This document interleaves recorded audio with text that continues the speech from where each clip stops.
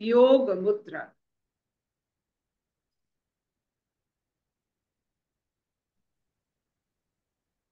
मेरुदंड सिद्धा।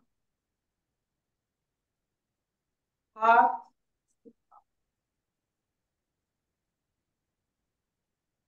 आंख हल्के से बंद। आंख बंद करने के बाद हम महाकाल के दर्शन करते हैं और इस महाकाल में हम मुक्त विहंग की तरह आनंद में उड़ान भरते। मन सिर्फ गति पर, गति एकदम धीमी है। कहीं पहुंचना नहीं है, कहीं जाना नहीं है, बस आनंद ही आनंद। We enjoy the journey, not the destination.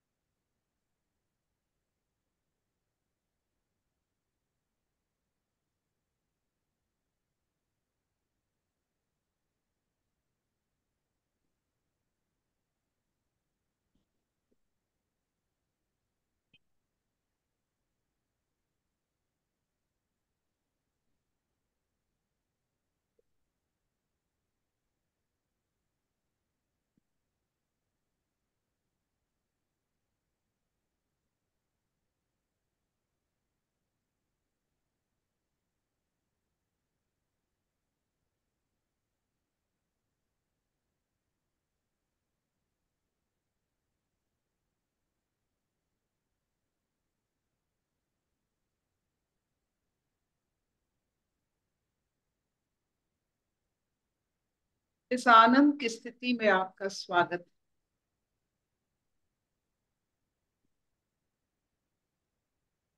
Vaishali जी आगे पढ़े। हाँ, नमस्ते अर्पिता। नमस्ते आंटी। नमस्ते सब योगियों को। हम लोग गीता का 14वां अध्याय पढ़ रहे हैं। उसमें हम 7वां श्लोक पढ़ेंगे, श्लोक नंबर 7। इसमें भगवान आगे बोल रहे हैं। श्री भगवान उवाच रजो रागात्मकं विद्धि तृष्णा संग समुद्भवम् तन्निबध्नाति कौन्तेय कर्म संगेन देहिनम् रजो रागात्मकं विद्धि तृष्णासङ्गसमुद्भवम् तन्निबध्नाति कौन्तेय कर्मसंगेन देहिनम्। हे अर्जुन, राग रूप रजोगुण को कामना और आसक्ति से उत्पन्न जान। वह इस जीवात्मा को कर्मों के और उनके फल के संबंध से बांधता है। हरिओम।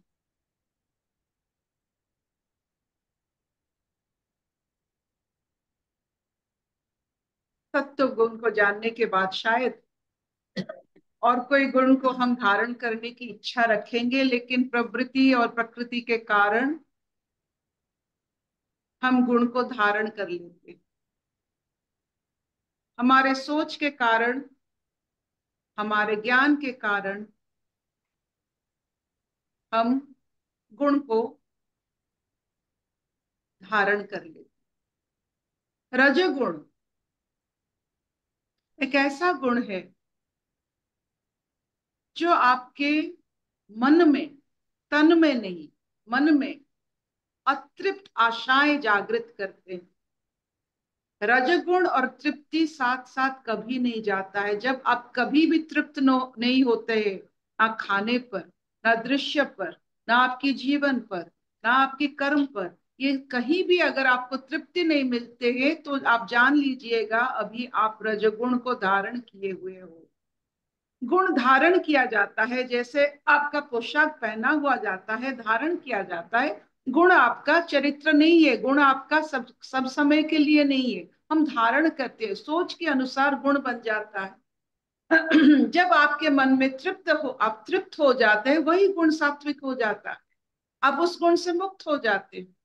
तो ये जो हमारी जो अशेष अशेष भाव, जिसका कोई अंत नहीं, ऐसा हमारी जो भूख प्यास है सबके लिए, ज्यादातर प्रशंसा के लिए, अहंकार के लिए, संसार की ये जो सब हम कहते हैं जिसका नाम रूप के लिए, कोई कोई नाम आप देखो, किसी आप ऐसे ऐसे चीजों के पीछे पड़ते हैं जिसका कोई नाम है।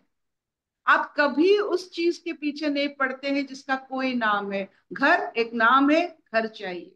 गाड़ी एक नाम है, वो चाहिए। जो जिसका कुछ भी नाम है इस संसार में, आप उसी के पीछे पड़ते हो।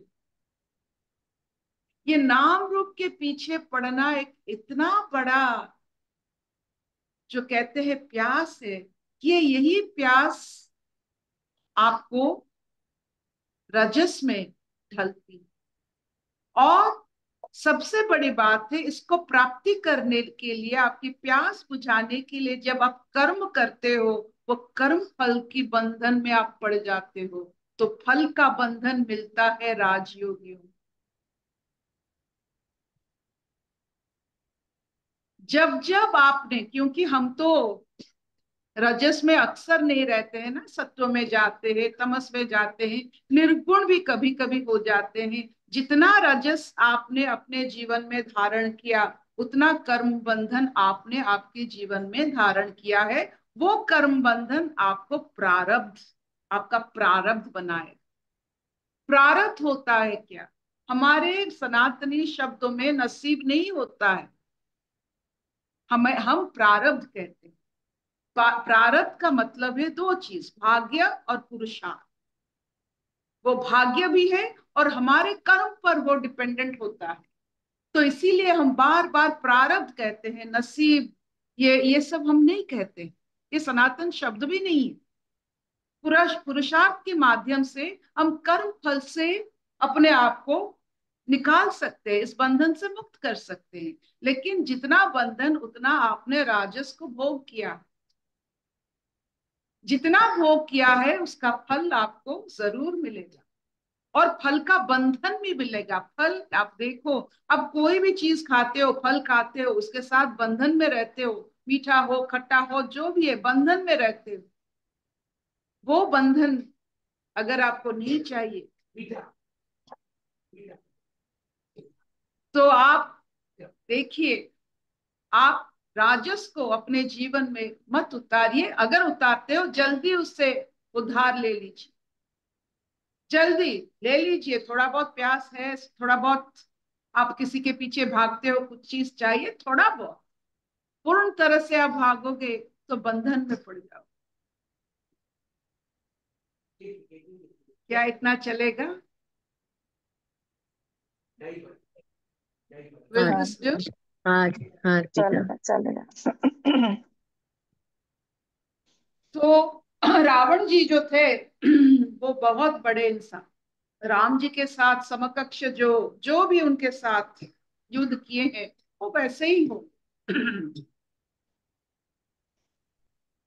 तो ऐसे रावण जी ये तीन गुण को एक दिन में धारण करते हैं, सवेरे सत्व को, और 2 बजे, ये दोपहर में वो रजस को, और रात में तमस को वो धारण करते हैं। इसका मतलब होता है आपका जितना समय रजस में बीतता है, उतना आप कर्म बंधन में आप अपना प्रारब्ध तैयार कर लेते हो। जितना आपको प्यास लगता है, जो नाम रूप में आप जितना आसक्त होते हो, उतना बंधन युक्त आपको प्रारब्ध आपको मिलता है। फिर उससे निकलने के लिए फिर आप यहां वहां भटकते। बस एक ही चीज करना है, आप जान लो वो रजस में आप हो, बस आप जान लेने से वो आप मुक्त हो जाओगे। By just knowing that you are going through the process of rajas, आप मुक्त हो जाओ, निर्गुण हो जाओ। इसका मतलब नहीं कि सत्व भी अच्छा है या ये बुरा है, ये नहीं, ये गुण का यही असर होता है। अशतो मां सद्गमय तमसो मां ज्योतिर्गमय मृत्युर्मां अमृतंगमय। सर्वे सुखिनः सन्तु सर्वे सन्तु निरामया सर्वे भद्राणि पश्यन्तु मा कश्चित् दुःखभाग् भवेत्। ओम शांति शांति शांति।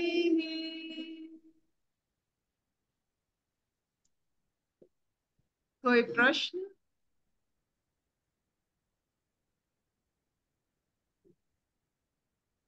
जो बात करो स्वागता। हरिओम अर्पिता। ये रजस सत्व और तम, ये जो तीनों गुण हैं, यहाँ पे आके सबसे पहले एक बार ये कैच हुआ था कि तीनों ही गुण हैं। हम हमेशा ये पकड़ते थे कि ना सत्व में रहना है, रज चाहिए और तम तो बिल्कुल नहीं चाहिए। लेकिन आपके पास आके सुन के, सत्संग में सुन के ये पता चला कि ये तीनों गुणों में जो विचरण है, इन तीनों गुणों का जो समत्व है वो कितना जरूरी है, कितना उसका प्रभाव हमारे ऊपर है। और तीनों गुणों को समझ के हम इसके प्रभाव के ऊपर भी हम वर्तन कर सकते हैं, ये समझ में आया। टू मच ऑफ एक्शन, जब हम बहुत सारे एक्शन मोड में रहते हैं अननोइंगली कि हमें ये करना है, ये करना है, ये करना है, too much of action is injurious for our गति। हम सोचते हैं कि हम गति पर है थ्रू एक्शन, एक्शन के साथ हम गति पर नहीं रहते हैं। Action, too much of action leads to attachment. आप चाहो ना चाहो, करते करते आप उसमें अटैच हो जाते हो, बंधन युक्त हो जाते हो।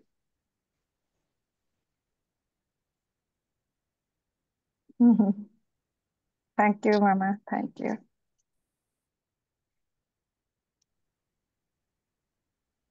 हम्म।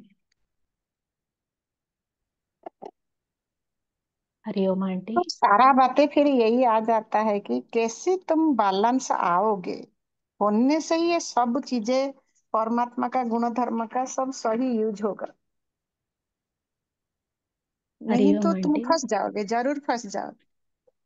कोई भी उपाधि के साथ जब भी जुड़ते हो, ये सब कुछ खड़ा हो जाता है, कंफ्यूजन खड़ा हो गया। तो सारा जो भी तुम्हारे से होएगा,